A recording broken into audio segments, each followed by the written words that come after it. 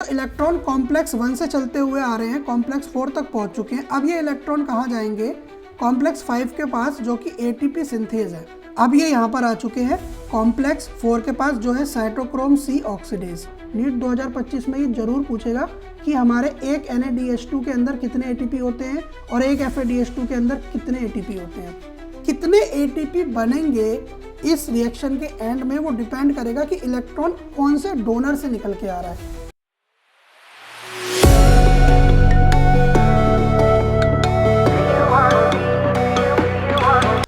Hello प्यारे बच्चों, स्वागत है आपका इस सेशन में। इलेक्ट्रॉन ट्रांसपोर्ट सिस्टम और ऑक्सीडेटिव फोस्फोराइलेशन, इसके ऊपर हमारा आज पूरा सेशन होने वाला है। इस क्लास में इलेक्ट्रॉन ट्रांसपोर्ट सिस्टम को मैं पूरा एलेबोरेट करके समझाऊंगा, एक एक स्टेप को। और अगर कभी आपको इलेक्ट्रॉन ट्रांसपोर्ट सिस्टम नहीं समझ में आया तो इस सेशन में आपको सारी चीज़ें समझ में आने वाली है। बस शर्त यह है कि आपको इस पूरी वीडियो को देखना है और स्टेप बाय स्टेप हर एक स्टेप को समझना है, तभी आप सारी चीज़ें समझ पाओगे। तो स्टार्ट करते हैं हम इस वीडियो को। देखिए क्या लिखा हुआ है। अगर आपने इससे पहले हमारी क्रेब्स साइकिल की वीडियो नहीं देखी है तो प्लीज़ उस वीडियो को देख लेना। क्रेब्स साइकिल वाली वीडियो से ही आपको समझ में आएगा कि ETS कैसे आगे काम कर रहा है। तो देखिए, the following step in the respiratory process are to release and utilise the energy stored in NaDH और FADH2।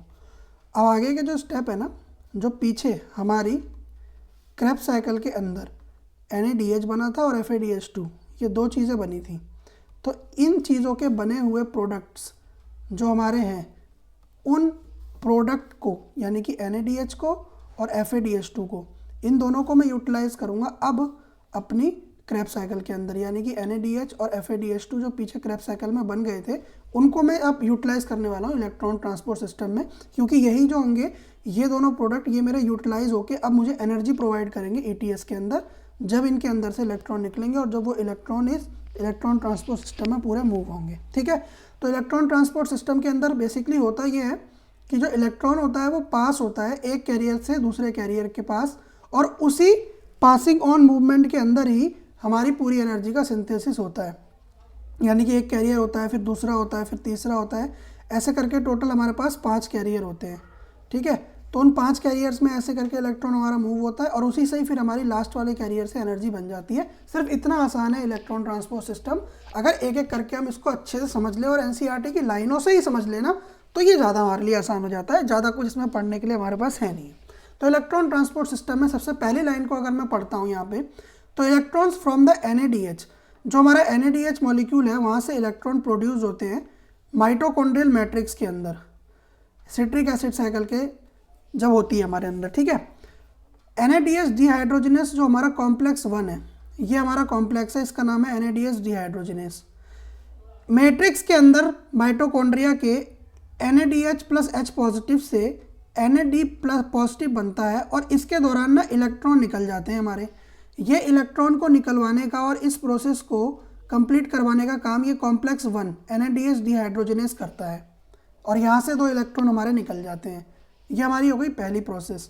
अब जो ये इलेक्ट्रॉन मेरे निकल जाते हैं, ये इलेक्ट्रॉन FMN कॉम्प्लेक्स से, फिर FES कॉम्प्लेक्स से होते होते यूबिक्विनोन नाम के कॉम्प्लेक्स के पास पहुंच जाते हैं। तो यहाँ पर यही चीज़ लिखी हुई है, electron are then transferred to ubiquinone located within the inner membrane. ये इनर माइटोकॉन्ड्रियल मेम्ब्रेन में यूबिक्विनोन नाम का कॉम्प्लेक्स मौजूद होता है। इस यूबिक्विनोन कॉम्प्लेक्स के पास ये इलेक्ट्रॉन पहुंच जाते हैं जो NaDH से निकले थे। यूबिक्विनोन से फर्दर ये इलेक्ट्रॉन हमारे यूबिक्विनॉल के पास पहुंच जाते हैं। इसका नाम हमारा होता है यूबिक्विनॉल। ये है हमारा यूबिक्विनॉल। यहाँ पे इलेक्ट्रॉन आ जाते हैं साइटोक्रोम B के पास, और सेम जो हमारे इलेक्ट्रॉन होते हैं वो सक्सिनेट डिहाइड्रोजिनेस कॉम्प्लेक्स 2 से FAD के पास आते हैं और FES कॉम्प्लेक्स से होके यहाँ पर भी एक यूबिक्विनॉल मौजूद होता है, और इस यूबिक्विनॉल से इस यूबिक्विनॉन से यूबिक्विनॉल के पास पहुंच जाते हैं। और अगेन यहाँ से जो इलेक्ट्रॉन मूवमेंट होता हुआ है वो साइटोक्रोम B से, यानी कि साइटोक्रोम B हमारा जो है वो 2 जगह से इलेक्ट्रॉन को हमारे रिसीव कर रहा है। एक हमारे इलेक्ट्रॉन को रिसीव कर रहा है नीचे से और एक इलेक्ट्रॉन को रिसीव कर रहा है ऊपर से। यानी कि एक बार इधर से रिसीव कर रहा है, यहाँ से होता हुआ हमारा इलेक्ट्रॉन इस तरीके से ट्रांसपोर्ट हो रहा है साइटोक्रोम B के पास, और एक बार हमारा यहाँ से रिसीव हो रहा है जो हमारा कॉम्प्लेक्स 2 सक्सीनेट डिहाइड्रोजिनेस है, जब वो सक्सीनेट को फ्यूमरेट में कन्वर्ट कर रहा है, कहाँ पे कर रहा था? सक्सीनेट को फ्यूमरेट में कन्वर्ट, यहाँ पे कर रहा था सक्सीनेट को फ्यूमरेट में कन्वर्ट, है ना। जब हमारी ये सक्सीनिक एसिड होता है ना, यहाँ पे जब आगे होती है तो ये हमारा FADH2 बनता है यहाँ पे। तो यहाँ पे सक्सीनेट को फ्यूमरेट में कन्वर्ट करते टाइम FADH2 जो बनता है ना, उस FADH2 को यहाँ पर लेके ये हमारे इलेक्ट्रॉन को आगे ट्रांसपोर्ट करता है यूबिक्विनोल से होते हुए। तो आगे वाली लाइन यही कह रही है कि ubiquinol also receive the reducing equivalent via the FADH2 complex 2। इस कॉम्प्लेक्स 2 से हमारा जो ये है यूबिक्विनोल हमारे इलेक्ट्रॉन को रिसीव करता है। आगे हो रहा है इस साइकिल के अंदर क्या, the reduced ubiquinol is then oxidised with the transfer of electron to the cytochrome C via cytochrome B1 complex. अब ये जो हमारा यूबिक्विनोल है, ये पहले तो ऑक्सीडाइज हो गया था इलेक्ट्रॉन लेके, अब ये इलेक्ट्रॉन लेके जब ऑक्सीडाइज हो गया तो अब ये रिड्यूस हो जाएगा अपने इलेक्ट्रॉन साइटोक्रोम B को देके इधर भी और साइटोक्रोम B को देके इधर भी। अब पहले ही इधर से ऑक्सीडाइज हो गया था इलेक्ट्रॉन लेके, अभी इलेक्ट्रॉन देके क्या हो गया है, रिड्यूस हो गया है। अब हमारे इलेक्ट्रॉन साइटोक्रोम B के पास आ चुके हैं, जो कि एक पार्ट है साइटोक्रोम BC1 कॉम्प्लेक्स का। किसका पार्ट है? साइटोक्रोम BC1 कॉम्प्लेक्स का।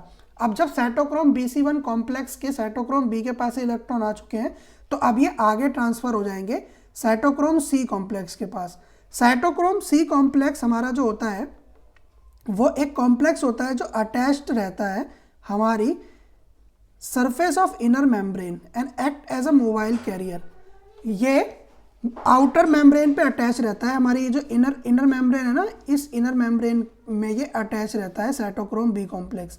देखो, एक यहाँ पे अटैच हो रखा है और एक यहाँ पे अटैच हो रखा है, दो जगह ये साइटोक्रोम B कॉम्प्लेक्स अटैच हो रखा है, और यहीं से ये मूवमेंट होता हुआ जो हमारे इलेक्ट्रॉन है साइटोक्रोम C कॉम्प्लेक्स से ये इस तरफ इलेक्ट्रॉन हमारे मूव करते हैं, और एक कॉपर सेंटर 1 यहाँ पर होता है A, और कॉपर सेंटर B यहाँ पे होता है कॉपर सेंटर B।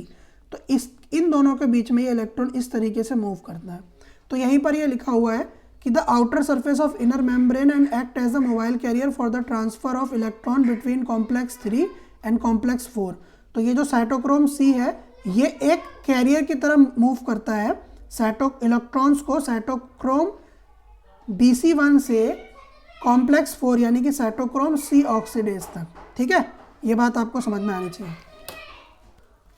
अब जो हमारे इलेक्ट्रॉन है ना वो कॉम्प्लेक्स C से कॉम्प्लेक्स 4 की तरफ आ चुके हैं साइटोक्रोम C वाले कॉम्प्लेक्स से होते हुए। ठीक है, अब ये यहाँ पर आ चुके हैं कॉम्प्लेक्स 4 के पास जो है साइटोक्रोम C ऑक्सीडेज, जैसा कि आप इस पिक्चर में देख पा रहे हो।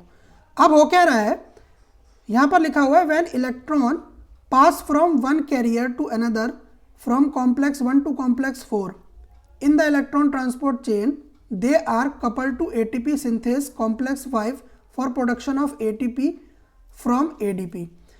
इसने बोला कि जो इलेक्ट्रॉन कॉम्प्लेक्स 1 से चलते हुए आ रहे हैं कॉम्प्लेक्स 4 तक पहुंच चुके हैं, अब ये इलेक्ट्रॉन कहाँ जाएंगे? कॉम्प्लेक्स 5 के पास, जो कि ATP सिंथेज है। कौन है?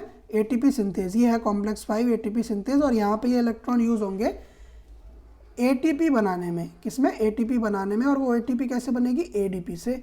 और ADP में जब हमारा IP जुड़ जाता है यानी कि इनऑर्गेनिक फॉस्फेट, तो ये आपको पता है कि हमारे ATP में बन जाता है। ठीक है, तो कॉम्प्लेक्स 5 के पास हमारा ये इलेक्ट्रॉन आके काम करेगा, जो कि ऊपर से आ रहा था हमारा। ठीक है, the number of ATP molecule synthesised depend on the nature of electron donor.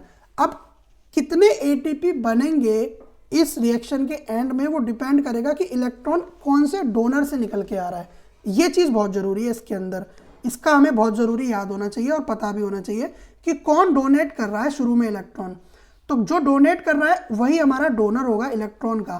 तो अगर हमारा NADH डोनर हुआ, कौन हुआ? NADH हमारे इलेक्ट्रॉन का डोनर हुआ शुरू में, तो हमारे पास 3 मॉलिक्यूल ऑफ ATP के बनते हैं। यहां पर लिखा हुआ है कि 1 molecule of NADH give rise to 3 molecules of ATP। पहली चीज हो गई है। अगर हमारा FADH2 डोनर हुआ, कौन हुआ? FADH2, जो सक्सीनेट से फ्यूमरेट बन रहा था ना ऊपर सिट्रिक एसिड साइकिल में, वहां पे FADH2 बन रहा था, तो 2 मॉलिक्यूल ऑफ ATP बनेगा। क्या बनेगा? 2 मॉलिक्यूल ऑफ ATP। ठीक है, तो कौन बंदा इलेक्ट्रॉन डोनेट कर रहा है ETS में, वो डिपेंड करता है। अगर NADH कर रहा है इलेक्ट्रॉन डोनेट, जो ये पूरा इलेक्ट्रॉन चक्कर काट रहे हैं 1 से लेके 4 तक कॉम्प्लेक्स में, तो हमारे 3 मॉलिक्यूल ऑफ एटीपी बन जाएंगे 5वें कॉम्प्लेक्स में आके। अगर FADH2 हमारे इलेक्ट्रॉन को डोनेट कर रहा है ना, तो हमारे 2 एटीपी बन जाएंगे हमारे लास्ट वाले कॉम्प्लेक्स 5 में आके। तो ये चीज़ डिपेंड करती है कि शुरू में इलेक्ट्रॉन को ETS में डोनेट करने वाला डोनर कौन है इन दोनों में से, क्या है वो NADH है या FADH2 है। तो इस चीज़ पे डिपेंड करता है कि इलेक्ट्रॉन कहाँ से होते हुए कितने ATP को सिंथेसाइज करेगा। तो ये बहुत ज़्यादा इंपॉर्टेंट है हमारे नेचर ऑफ इलेक्ट्रॉन डोनर को पता लगाना ही, ठीक है। नेचर ऑफ इलेक्ट्रॉन डोनर को हमको पता लगाना बहुत ज़रूरी है। तो ये चीज़ हो जाती है और ATP का सिंथेसिस हो जाता है। एक NADH से 3 ATP बहुत ज़रूरी है याद रखना, और एक FADH2 से 2 ATP है, ठीक है। Although the aerobic process of respiration take place only in the presence of oxygen, की प्रेजेंस में ही एरोबिक होती है, बचपन से पता है।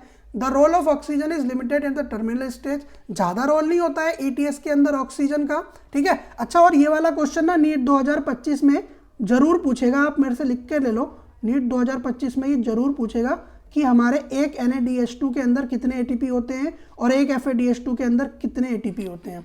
तो एक NADH के अंदर 3 ATP, एक FADH2 के अंदर 2 ATP, और ये आए कहाँ से हैं उसके लिए आपको प्रोसेस समझ में आई चुकी है जो मैंने इस लेक्चर में बताई है आपको, ठीक है। तो ये हमारा नीट 2025 में 100% एक क्वेश्चन बन सकता है यहाँ से कि ये पूछ लेगा कि एक NADH से कितने ATP बन रहे हैं, ठीक है। तो इस चीज़ का आपको बहुत अच्छे से पता होना चाहिए, और प्रीवियस ईयर में भी ये क्वेश्चन बहुत फेवरेट रहता है एग्जामिनर का पूछने के लिए, ठीक है। अब देखो, ज़्यादा ऑक्सीजन का यहाँ पर रोल नहीं होता है, जबकि प्रेजेंस ऑफ ऑक्सीजन बहुत ज़्यादा जरूरी है, क्योंकि वो हाइड्रोजन को रिमूव करता है। सारी ऑक्सीडेशन और रिडक्शन की प्रोसेस ऑक्सीजन से ही हो रही है, ठीक है। यहाँ पर लिखा हुआ है कि फोटोफॉस्फोराइलेशन में लाइट एनर्जी यूज़ करती है प्रोटॉन ग्रेडियंट को, और यहाँ पर जो प्रोटॉन ग्रेडियंट है वो ऑक्सीजन रिडक्शन के लिए यूज़ हो रहा है, ठीक है। तो वहाँ पर लाइट एनर्जी में यूज़ होता है प्रोटॉन ग्रेडियंट, और यहाँ पे ऑक्सीजन रिडक्शन के लिए प्रोटॉन ग्रेडियंट का यूज़ होता है। अब देखो यहाँ पर हमारा एक और इसके बाद प्रोसेस कॉम्प्लेक्स 5 का रह जाता है। यहाँ पर लिखा हुआ है mechanism of membrane link ATP synthesis explain is chemo osmotic hypothesis. देखो, कीमो ऑस्मोटिक हाइपोथेसिस आप लोग पढ़ के आए हो कौन से, पीछे वाले चैप्टर में। तो वहाँ पे कीमो ऑस्मोटिक हाइपोथेसिस में क्या था, एनर्जी का प्रोडक्शन होता है। क्या होता है? एनर्जी का प्रोडक्शन होता है, और एनर्जी का प्रोडक्शन जब होता है तो वहाँ पे ADP से ATP बनता है। क्या बनता है? ADP से ATP बनता है कीमो ऑस्मोटिक हाइपोथेसिस में। तो वही कीमो ऑस्मोटिक हाइपोथेसिस पीछे वाला जो सेक्शन है वो यहाँ पर आ गया, और यहाँ पर भी हमारा ADP से ATP का सिंथेसिस होगा। तो क्या सारी चीज़ें लूप में चल रही है? क्या आपको हर एक प्लांट फिजियोलॉजी का चैप्टर समझ में आना चाहिए, तभी आप सारी चीज़ें समझ पाओगे।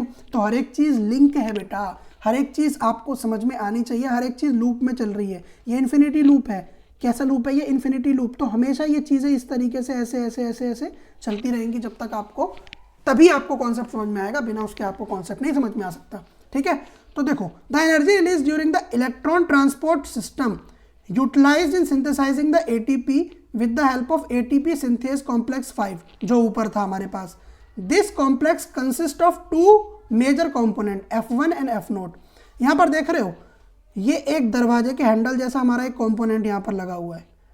ठीक है, तो ये दरवाजे के हैंडल जैसा जो कॉम्पोनेंट है ना, यही भाई मेन कॉम्पोनेंट है हमारे ATP को बनाने वाला। दरवाजे का हैंडल, इसको हल्के मत लो। ठीक है, द F1 हेड पीस इस पेरिफेरल प्रोटीन कॉम्प्लेक्स, जो बाहर की तरफ मौजूद होता है उसको हम F1 और हेड पीस बोल देते हैं, और यही साइट होती है ATP बनने की ADP से, और इनऑर्गेनिक फॉस्फेट जब जुड़ता है। F0 जो है वो इंटीग्रल मेम्ब्रेन बाउंड कॉम्प्लेक्स होता है जो अंदर की तरफ मौजूद है। ठीक है, अब होता यह है कि जैसे ही प्रोटॉन क्रॉस करता है इनर मेम्ब्रेन को, यानी कि जैसे ही प्रोटॉन इधर से इधर आता है, ये देख रहे हो ये डायरेक्शन, इधर से इधर जैसे ही प्रोटॉन आ रहा है, वैसे ही क्या होगा, ADP फट से पकड़ेगा इनऑर्गेनिक फॉस्फेट को और ये ले ATP को बना देगा। किसको बना देगा? ATP को। ये ले, आज तहलका ऑमलेट बनाऊंगा, है ना। तो ATP का प्रोडक्शन इसने कर दिया, तहलका ATP का। किसका? तहलका ATP का प्रोडक्शन इसने कर दिया। और यहाँ पर एक और चीज़ मेरे यार याद होनी चाहिए आपको, कि 4 हाइड्रोजन पास करेंगे जब F0 से F1 की तरफ, तभी हमारे ATP का प्रोडक्शन होगा। ठीक है, तो 4H+ passes through the F0 from the intermembrane space to the matrix down the electrochemical potential proton gradient। ठीक है, तब हमारे ATP का प्रोडक्शन होता है। The passage of proton through the channel is coupled by the synthesis of ATP, ये आप जान चुके हो। तो 4 H+ चाहिए हमको ATP के प्रोडक्शन करने के लिए, मगर मतलब जब 4 H+ इधर से इधर कूदेंगे तो हमारा ATP इधर से इधर बन जाएगा, यानी कि यहाँ पे ADP प्लस इनऑर्गेनिक फॉस्फेट और ये ले ATP की सिंथेसिस, मजे ही मजे। ठीक है, तो ये हमारा ATP का सिंथेसिस यहाँ पे फाइनली हो जाता है। तो मेरे बच्चों, मैं आशा करता हूँ कि आपको ये लेक्चर समझ में आया होगा।